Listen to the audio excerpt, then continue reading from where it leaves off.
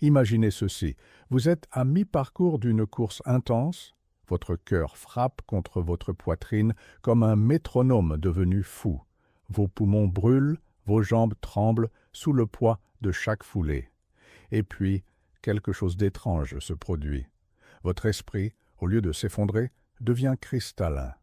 Les pensées deviennent plus nettes, plus précises, comme si votre cerveau avait soudainement accès à une clarté qu'il ne possédait jamais auparavant.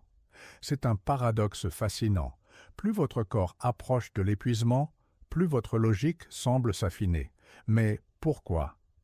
Qu'est-ce qui se passe réellement dans les profondeurs de votre cerveau lorsque vous poussez votre corps aux limites absolues de ce qu'il peut supporter? Cette question nous ramène à une découverte profonde, une que Alan Turing lui-même avait commencé à explorer dans ses carnets privés. Une découverte qui remet en question tout ce que nous croyons savoir sur la relation entre le corps physique et la machine logique de notre esprit. Pendant des décennies, nous avons cru que l'épuisement affaiblissait notre capacité à penser. Mais la science moderne, combinée aux observations de Turing sur la nature computationnelle de l'esprit humain, suggère quelque chose de radicalement différent. Lorsque vous courez à la limite de l'épuisement, vous n'affaiblissez pas votre logique mentale. Vous la réinitialisez, vous la recalibrez, vous la forcez à fonctionner selon ses paramètres les plus purs, sans les distractions, sans le bruit, sans les couches de pensée superficielles qui encombrent normalement votre conscience. C'est une réinitialisation neurologique, une purge du cache mental, et c'est exactement ce que Turing avait découvert lorsqu'il explorait les limites entre le calcul humain et le calcul mécanique. Mais avant de plonger dans cette découverte, il faut d'abord comprendre ce que nous croyons savoir sur notre propre esprit. Vous pensez comprendre comment fonctionne votre logique mentale? Vous croyez que c'est quelque chose de fluide, d'intuitif, de profondément humain et irréductiblement complexe. Vous pensez que votre capacité à penser, à raisonner, à résoudre des problèmes est une qualité mystérieuse qui vous sépare des machines. Mais vous vous trompez, et cette erreur fondamentale est exactement ce que nous devons déconstruire pour comprendre ce qui se passe réellement lorsque vous courez à la limite de l'épuisement. La vérité, c'est que votre logique mentale n'est pas mystérieuse du tout. Elle est computationnelle. Elle suit des règles. Elle peut être modélisée, prédite, et surtout, elle peut être réinitialisée. Pendant des siècles, la philosophie occidentale a placé l'esprit humain sur un piédestal, le considérant comme quelque chose de fondamentalement différent de tout processus mécanique. Descartes a parlé de la glande pinéale comme du siège de l'âme. Les romantiques ont célébré l'intuition comme une force mystérieuse au-delà de la raison. Mais au début du XXe siècle, quelque chose a changé. Les mathématiciens ont commencé à poser des questions troublantes. David Hilbert, l'un des plus grands mathématiciens de son époque, a formulé une question qui semblait simple, mais qui allait ébranler les fondations mêmes de la logique. Existe-t-il une procédure mécanique, un algorithme, qui peut résoudre tous les problèmes mathématiques? Cette question, connue sous le nom d'Entscheidungsproblem, ou problème de la décision, a obsédé les mathématiciens des années 1920 et 1930. Et c'est dans cette atmosphère de crise intellectuelle qu'Alan Turing a émergé, un jeune mathématicien britannique qui allait redéfinir notre compréhension de ce que signifie penser, calculer et exister en tant qu'esprit logique. Turing n'a pas répondu à la question de Hilbert en construisant une machine. Il a répondu en imaginant une. Il a créé dans son esprit une machine théorique, une machine si simple qu'elle semblait presque triviale, mais qui était capable de capturer l'essence même de ce que signifie calculer. Cette machine, que nous appelons maintenant la machine de Turing, n'avait que quelques composants, une bande infinie divisée en carrés, une tête de lecture capable de lire et d'écrire des symboles, et un ensemble d'instructions qui dictaient exactement ce que la machine devait faire à chaque étape. C'était tout. Pas de conscience, pas d'intuition, pas de mystère, juste des symboles, des instructions et du mouvement mécanique.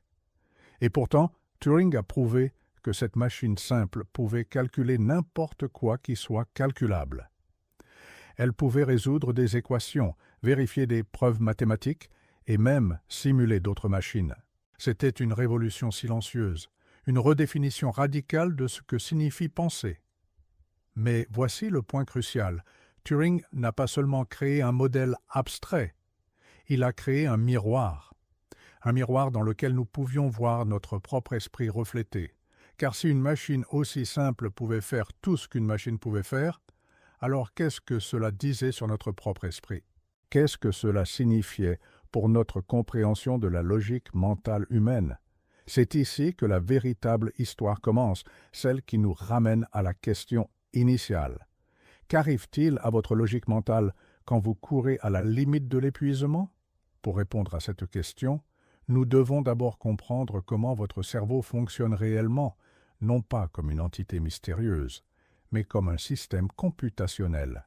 Pendant que vous lisez ces mots, votre cerveau effectue des milliards d'opérations. Chaque neurone communique avec d'autres neurones à travers des synapses, envoyant des signaux électrochimiques qui se propagent à travers des réseaux complexes. Mais à un niveau plus abstrait, ce qui se passe, c'est du calcul. Votre cerveau traite des informations, les compare à des modèles stockés en mémoire et génère des réponses. C'est exactement ce que fait une machine de Turing. C'est exactement ce que fait un ordinateur. La différence, c'est que votre cerveau est incroyablement complexe, avec des milliards de neurones et des trillions de connexions, mais la nature fondamentale du processus est la même. Maintenant, voici où les choses deviennent intéressantes. Votre cerveau, comme tout système computationnel, a une capacité de traitement limitée. À tout moment donné, il ne peut traiter qu'une certaine quantité d'informations. Il a une bande passante mentale, une limite à la quantité de données qu'il peut gérer simultanément. Et c'est ici que l'épuisement physique entre en jeu. Lorsque vous courez à la limite de l'épuisement, votre corps entre dans un état de stress extrême. Votre système nerveux sympathique s'active complètement, inondant votre corps d'adrénaline et de cortisol.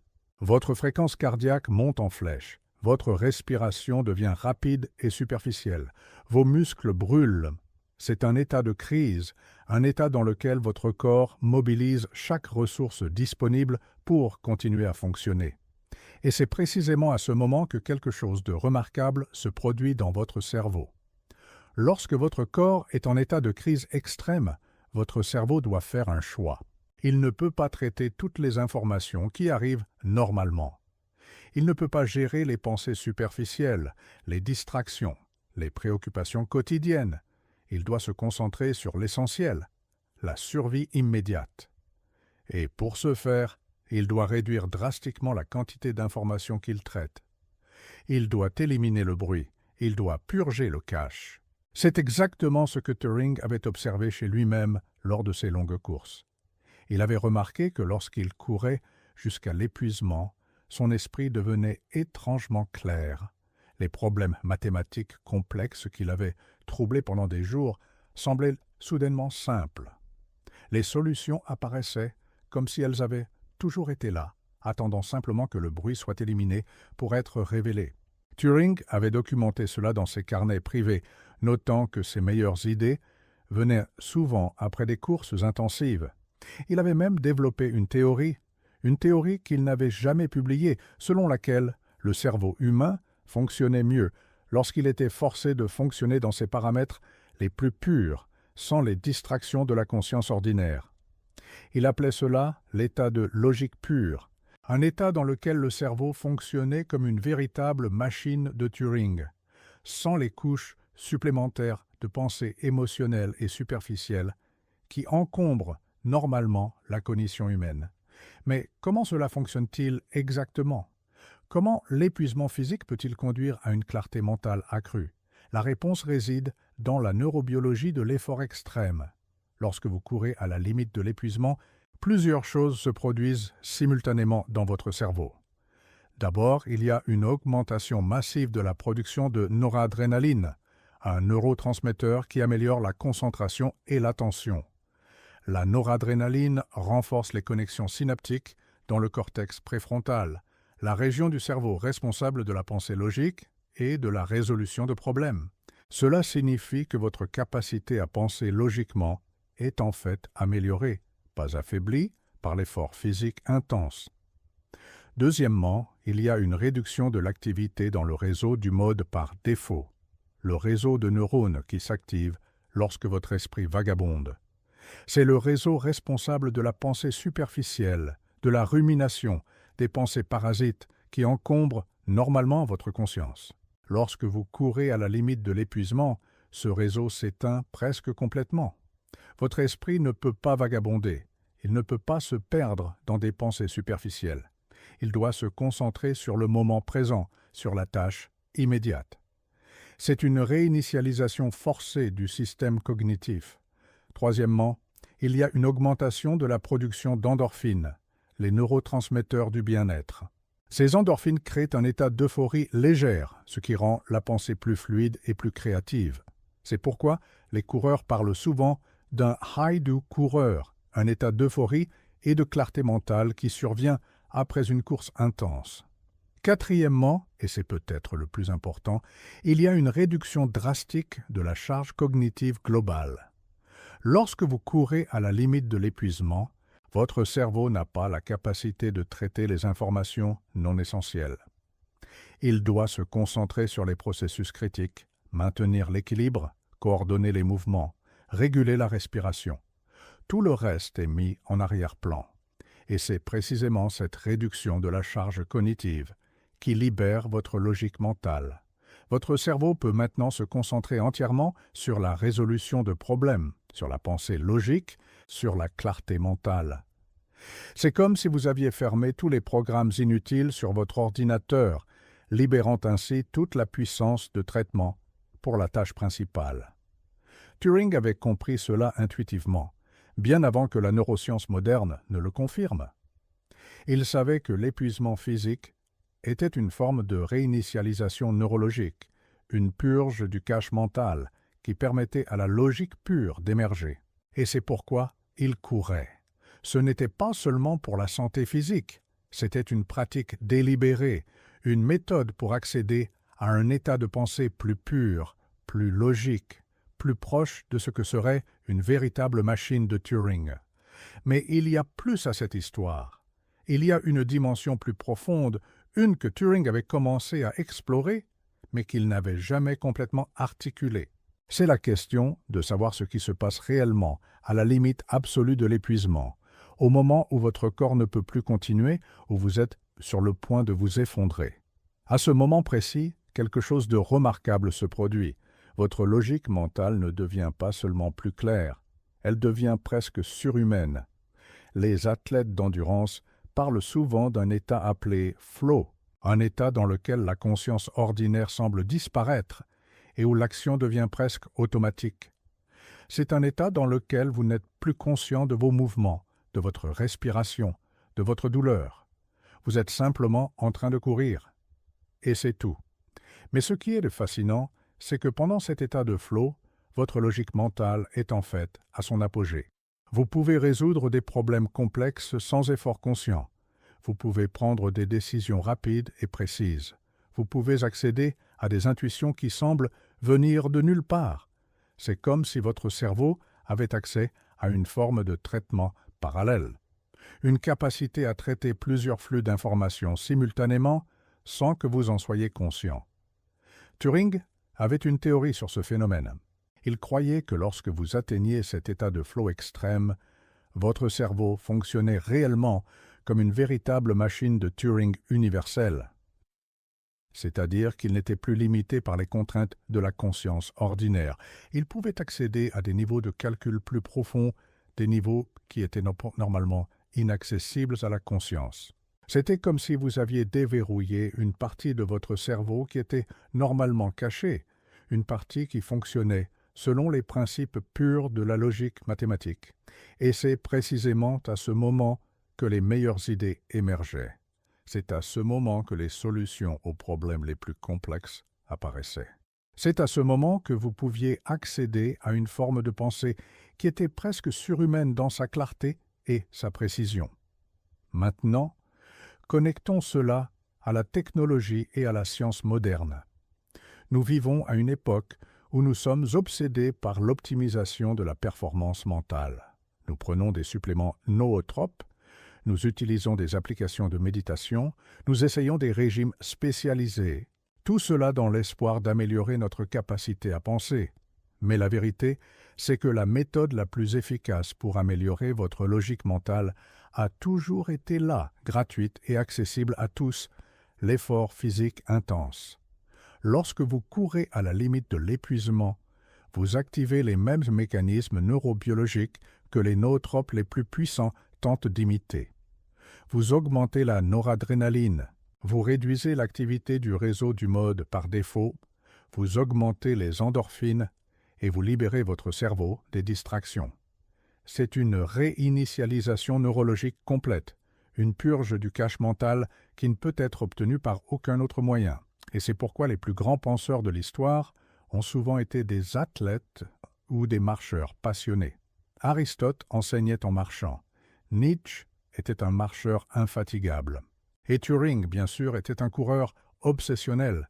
Il savait, intuitivement ou consciemment, que le mouvement physique intense était la clé pour accéder à une forme de pensée plus pure, plus logique, plus proche de ce que serait une véritable machine de Turing. Mais il y a une implication plus profonde ici, une que nous devons explorer. Si notre logique mentale peut être améliorée par l'épuisement physique, cela signifie que notre pensée n'est pas aussi libre, pas aussi indépendante du corps que nous l'avons cru. Cela signifie que notre logique mentale est profondément enracinée dans notre physiologie, dans notre biologie, dans les processus physiques qui se déroulent dans notre cerveau. Et si c'est le cas, alors la question devient, sommes-nous vraiment libres de penser ce que nous voulons? Ou sommes-nous simplement des machines de Turing biologiques, programmées par notre génétique et notre physiologie pour penser d'une certaine manière? C'est une question que Turing lui-même s'était posée, une question qu'il avait obsédée pendant les dernières années de sa vie. Et c'est une question qui reste sans réponse, une question qui nous force à remettre en question tout ce que nous croyons savoir sur la nature de notre propre esprit. Mais revenons à la question initiale. Qu'arrive-t-il à votre logique mentale quand vous courez à la limite de l'épuisement? La réponse, maintenant, devrait être claire. Votre logique mentale ne s'effondre pas. Elle se réinitialise, elle se recalibre. Elle est libérée des distractions et des bruits qui encombrent normalement votre conscience. Elle accède à un état de pureté logique, un état dans lequel elle fonctionne selon les principes les plus fondamentaux du calcul et de la raison. C'est un état que Turing avait découvert, un état qu'il avait exploré à travers ses longues courses, un état qu'il avait tenté de capturer dans sa théorie de la machine de Turing. Et c'est un état qui est accessible à tous, à chaque fois que vous êtes prêt à pousser votre corps aux limites de ce qu'il peut supporter. Mais il y a une mise en garde. Cet état de logique pure, cet état de clarté mentale extrême n'est pas sans coût. Lorsque vous courez à la limite de l'épuisement, vous mettez votre corps sous un stress extrême. Vous risquez des blessures, vous épuisez vos réserves d'énergie, vous poussez votre système cardiovasculaire à ses limites. Et pour votre cerveau, bien que la logique mentale soit améliorée, il y a aussi un coût.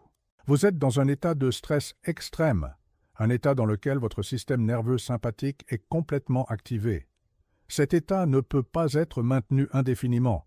Votre corps a besoin de récupération, votre cerveau a besoin de repos, et c'est pourquoi l'épuisement physique intense ne doit être pratiqué que de manière contrôlée, de manière réfléchie, avec une compréhension complète des risques et des bénéfices. Turing lui-même avait appris cette leçon de manière tragique. Ses courses intensives, bien qu'elles lui aient permis d'accéder à des états de pensée extraordinaires, avaient également contribué à l'usure de son corps et de son esprit. Et à la fin, c'est cette usure, combinée aux pressions sociales et politiques de son époque, qui l'avait détruit. Donc, si vous prenez quelque chose de cette exploration, c'est ceci. Votre logique mentale est plus plastique, plus flexible, plus liée à votre état physique que vous ne l'aviez jamais imaginé. Et si vous cherchez à améliorer votre capacité à penser, à résoudre des problèmes, à accéder à une forme de pensée plus pure et plus logique, l'une des méthodes les plus efficaces est de pousser votre corps aux limites de ce qu'il peut supporter. Pas de manière reckless, pas de manière dangereuse, mais de manière délibérée et contrôlée. Courez, marchez, nagez, faites du vélo, poussez votre corps jusqu'à ce qu'il soit au bord de l'épuisement. Et lorsque vous atteindrez cet état, lorsque votre logique mentale sera à son apogée, lorsque vous sentirez cette clarté extraordinaire, cette pureté logique, vous comprendrez ce que Turing avait compris. Vous comprendrez que la pensée n'est pas quelque chose de mystérieux ou de surhumain. C'est quelque chose de profondément physique, quelque chose qui peut être optimisé, quelque chose qui peut être amélioré par la compréhension et la pratique délibérée. Et vous comprendrez que vous êtes, en essence, une machine de Turing biologique, une machine capable de calculs extraordinaires, une machine qui fonctionne mieux lorsqu'elle est poussée à ses limites.